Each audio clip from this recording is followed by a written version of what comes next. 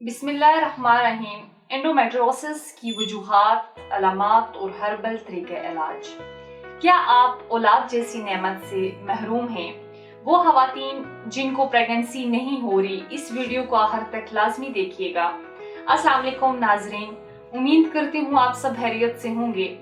आज मैं एक ऐसे टॉपिक पे डिस्कशन करूंगी जिसकी वजह से शादीशुदा खवातीन अक्सर उलझन और परेशानी का शिकार रहती हैं। जी नाज़रीन, आज मैं ज़नाना बांझपन यानी कि फीमेल इनफर्टिलिटी के बारे में बात करूंगी। सबसे पहले तो ये जानना जरूरी है कि फीमेल इनफर्टिलिटी यानी कि बांझपन होता क्या है।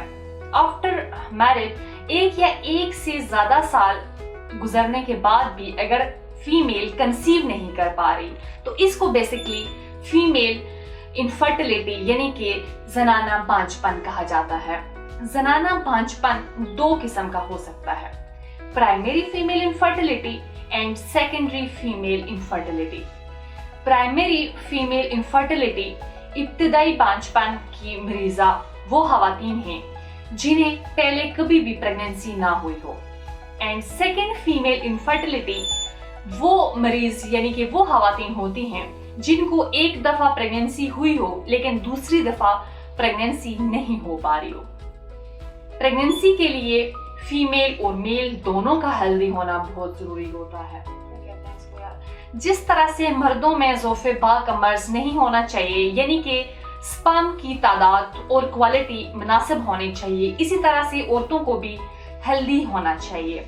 औरत को भी वर्मे रहम, सिलाने रहम, लिकोरिया, मवारी की बेकायदगी, हार्मोन्स के तवाज़ुन में खराबी, मवारी या हेज की तंगी वगैरह का शिकार नहीं होना चाहिए।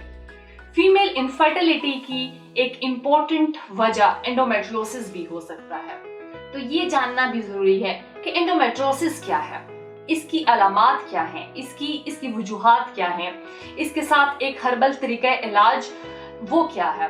तो बढ़ते हैं अपने टॉपिक की तरफ। 40% से 50% खवातीन में प्रेगनेंसी ना होने की वजह एंडोमेट्रियोसिस है। हर 5 में से एक खातून को ये मसला लाजमी होता है, और एंडोमेट्रियोसिस जो प्रॉब्लम है 13 साल से 45 साल तक पाया जा सकता है। मतलब इसका ताल्लुक खवातीन के मेंस्ट्रुअल साइकिल यानी कि पीरियड्स के साथ होता है। यूट्रस के अंदर एक लेयर होती है जिसे एंडोमेट्रियोसिस कहते हैं। ये एंडोमेट्रियो ब्लड और टिश्यू से बनती है और एंडोमेट्रियम यूट्रस के अंदर पाई जाती है, लेकिन जब ये जिस्म के दूसरे हिस्सों में भी थोड़ा थोड़ा डेवलप होना शुरू होता है तो आहिस्ता आहिस्ता बड़ी थैलियां यानी कि सिस्ट्स बन जाती हैं, जिसकी वजह से खवातीन डिस्ट्रेसिंग कंडीशन में आ जाते हैं। यूट्रस के अलावा ये लेयर ओवरी में भी पाई जाती है, जो ओवरी में सिस्ट बन जाती है। इसके अलावा ये फैलोपियन ट्यूब्स में भी डेवलप हो सकती है, जिससे फैलोपियन ट्यूब्स ब्लॉक हो सकती हैं और हमल ठहरने में दुश्वारी पेश आ सकती है।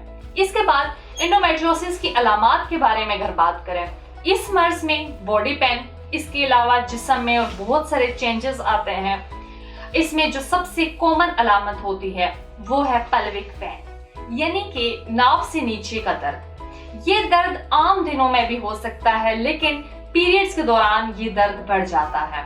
इस मर्ज में मुब्तला खवातीन को बहुत ज्यादा ब्लीडिंग होती है और कुछ खवातीन को बहुत कम, लेकिन बाज़ खवातीन को 15 दिन के बाद दोबारा पीरियड्स आ जाते हैं। इसके अलावा बहुत सी खवातीन ड्यूरिंग पीरियड्स शदीद पेन को सफर करती हैं, नोजिया हो सकता है, वॉमिटिंग हो सकती है यानी कि दिल खराब होना। इसके साथ साथ पीरियड्स में जो ब्लीडिंग होती है कभी उसकी बहुत ज्यादा एलिवेट कर जाता है, कभी बहुत ज्यादा बढ़ जाती है और कभी बहुत ज्यादा कम हो जाती है। जिस्मानी वीकनेस भी हो सकती है, और ड्यूरिंग इंटरकोर्स फीमेल को बहुत ज्यादा शदीद पेन भी हो सकता है।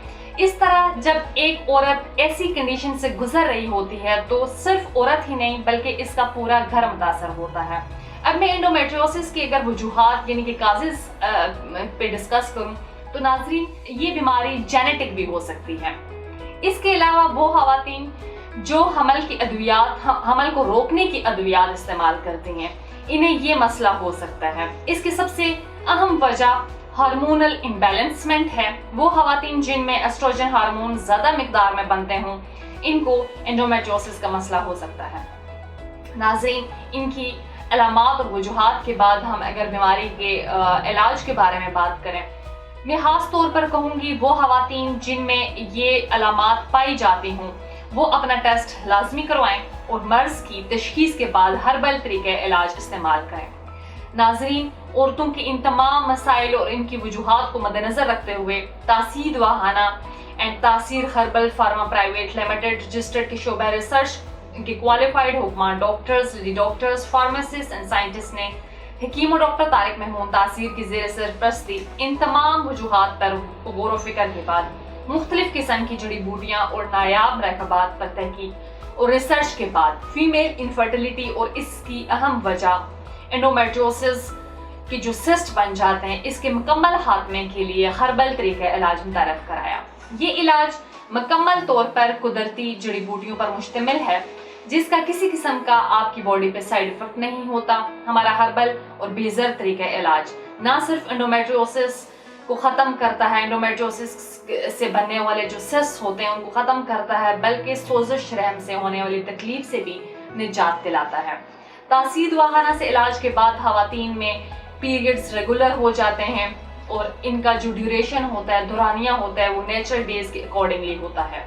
ہمارا ہربل علاج خواتین میں پیریڈز کے دوران ہونے والے بلیڈنگ کو نہ صرف کنٹرول کرتا ہے بلکہ خون کی کمی سے ہونے والی جسمانی ویکنس، جسمانی کمزوری کو بھی ختم کرتا ہے اور یہ اووری میں موجود سسٹ کو ختم کر کے آپ کو اولاد کے قابل بناتا ہے۔ یہ ہربل علاج پیریڈز کے درد کو ختم کر کے عورت کو انٹرنلی ایکسٹرنلی ہیلدی بناتا ہے، جس سے عورت کی صحت کے ساتھ ساتھ اس کی پریگننسی میں حائل تمام رکاوٹیں دور ہو جاتی ہیں۔